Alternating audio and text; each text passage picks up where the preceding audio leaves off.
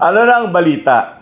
Dito sa Time to Talk, ang ibabalita namin ay tungkol sa isang news reporter na kasalukuyang sangkot sa isang sexual harassment case. Ididikit din natin ang kwento ng kanyang kasamahan sa trabaho na na-involved din sa isang sexual exploitation case pero nakalusot. Sino sila? Ibibigay namin ang kanilang identity, but first, don't forget to like and subscribe to our channel, PH Time, and press the notification button for further updates.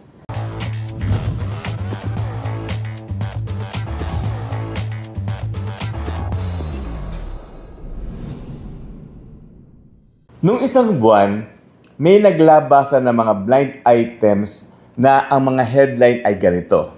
Guwapong news reporter, pinag-resign dahil sa kaso ng sexual harassment. Umandar na ang isip ng mga netizens. Ang lumabas sa pangalan, Nico Huahe ng GMA News and Public Affairs. Una akong naging aware kay Nico Huahe nung height ng pandemic kasi naalarma ako nung nakita ko siya nagre-report sa TV pero hindi naka-face mask. Parang setting a bad example. Tapos, nung height ng mga baha-baha, mga middle of this year, siya ang laging nakasalang, nakalubog sa baha, lumulusong. Hindi pa pumuputok ang flood control program scandal that time. And then, all of a sudden, may nag-screenshot sa kanya na nagre-report sa gitna ng ulan na naka-hoodie. Nang ipinost yun, nag-viral, nag-trending. Gwapong-gwapo lahat. Boyfriend material daw. Pero may mga nadismaya ding mga kababaihan kasi may asawa na. Graduate ng Communication Arts mula sa Adamson University at 30 years old na si Nico. Pero mukhang bagets. Pagkatapos ng mag-viral, may mga nakapansin sa industriya na panay na ang post ni Nico ng mga pictures niya sa social media. At fierce kung fierce. Sabi ng marami, nag-feeling gwapo bigla. Eto galing mismo sa mga taga-GMA News and Public Affairs. Takang-taka sila kung bakit nagagwapuhan ang mga netizens kay Nico samantalang ang tingin nila sa reporter na ito ay ordinaryo lang ang itsura. Ito ang totoong bet nila. Si Anjo Pertiera, isang hunky news reporter ng GMA na dating volleyball player. Actually, laitero naman talaga ang mga taga-showbiz. Kaya baka hindi nila type si Nico. Well, never ko pang nakita in person si Nico Huahe, pero aminin na natin that he is not bad looking. Most important of all, he has the advantage of youth. Bata pa ang 30. At saka nakaka-tsempo din siya ng magagandang anggulo. Basically, telegenic at charming. Para siyang sakristan na hindi pwede magkasala. Little boy, inosente, hindi makabasag pinggan. Kaya nga laking gulat ng mga netizens na si Nico Huahe pala ang tinutukoy sa blind item na involved sa sexual harassment case. Ayon sa kwento, naganap ang insidente sa isang pagtitipon na hindi naman official GMA function. Parang party-party lang. Nalasing ang Nico. Reportedly, he started hitting on another GMA news reporter, si Athena Imperial na 38 years old na ngayon at dating Miss Earth Philippines. Married na si Athena ngayon at may isang anak. Obviously, desenting babae dahil wala namang narinig na alingas ka sa kanya. Nung gabi ng party, naging presko di umano si Nico kaya pumalag naman agad si Athena. Nagsumbong ito sa GMA management at naibalita din na magsasampa ito ng sexual harassment case laban kay Nico Huahe. So far, wala pang lumalabas na kaso. Pwede namang internal lang ito within GMA. Ang totoo nga, kahit dun sa mga news item na naglalabasan online, hindi pa talaga official na pinapangalanan si Nico Huahe. Ni hindi din naglalabas ng official statement ang GMA kahit na obvious na si Nico Wahe ang news reporter na involved in that said sexual harassment case.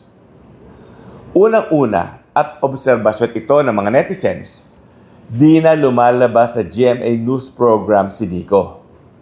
Ang mga netizens din ang nag-point out na deactivated na nga ang mga social media accounts ni Nico Wahe. Nagtanong din ako sa mga taga-GMA News and Public Affairs and they confirmed that Nico indeed is facing a sexual harassment case. Ang kinurek lang nila, Nico Wahe was not forced to resign. He resigned on his own. So, may delikadesa. Or baka naman, no way out naman talaga siya kundi mag-resign. Alam nyo, between news and public affairs personalities at mga artista, ang mga taga-entertainment, hindi required ang moralidad. Huwag ka lang siguro pumatay. Pero, iba kapag nasa news and public affairs ka. Dapat may integridad. Dapat malinis ang pangalan. Sa katunayan, hindi nga dapat sila ginagawang celebrities. Dapat low profile at nagbabalita lang. Hindi sila dapat ang news.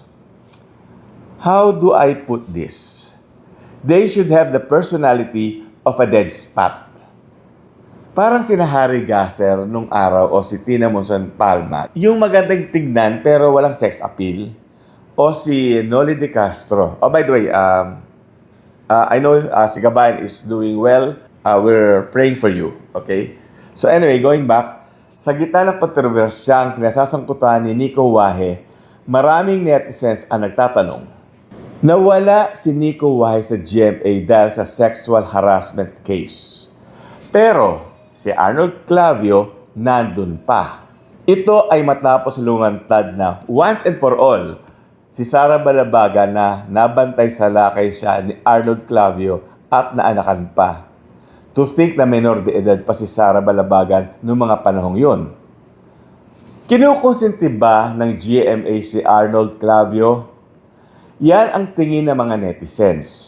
Pero ito ang hindi nare-realize ng marami. Nagbayad na si Arnold Clavio kung ano man ang atraso niya kay Sara Balabagan at sa universe. Ayokong sabihin o isipin na karma ang nagdulot ng health issues kay Arnold Clavio. That is between him and his creator. Pero pinagbayad na din siya ng GMA. Si Arnold Clavio ang original na Niño Bonito ng GMA News and Public Affairs. Ang laki na sweldo.